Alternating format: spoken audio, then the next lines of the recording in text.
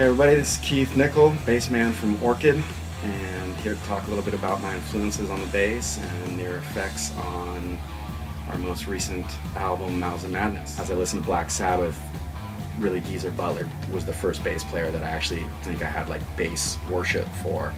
And so I just started studying Geezer Butler, his fingering techniques, and mainly his right hand. And I always think of playing the bass more from a right hand than the left hand, and that sounds maybe strange, but Geezer Butler had an amazing approach, the way he plucked the strings, and I just became very curious and fascinated at what made him tick and how he developed this style of bass playing, and that was very flashy, and his note choice is melodic, and he really stood out, and a lot of times bass doesn't stand out, and of course somehow that tickled my funny bone, and I like this idea of the bass really standing out in music.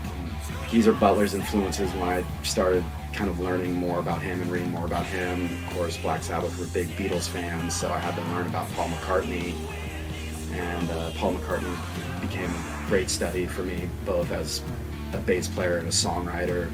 James Jamerson from the Motown era, guys like Don Duck Dunn from the Muscle Shoals.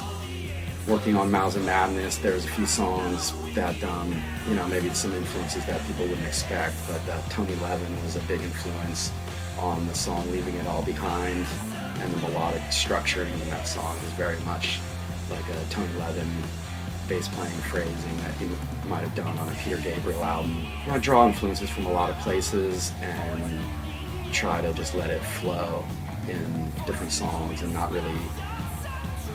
That might be the most specific song where I had an actual bass player in mind. A lot of John Paul Jones in that song too for me. And of course John Paul Jones is a bass player. He's just one of the all-time great rock and roll bass players, and I really love what he did on the bass. My influences also spread into Jimi Hendrix and the band Gypsies and Experienced. Noel Redding is a huge influence on me. Jack Cassidy from the Jefferson Airplane also is a huge influence on me. And that influence is an interesting one because that one came sort of indirectly through growing up around Jefferson Airplane and the Grateful Dead as a kid. My father was a sound on stage guy, and I would often be found sleeping. And Jack Cassidy had one of these old-fashioned conch bass speakers, and I would crawl up into the bass speaker and fall asleep during San Francisco Golden Gate Park shows with Grateful Dead and Jefferson Airplane.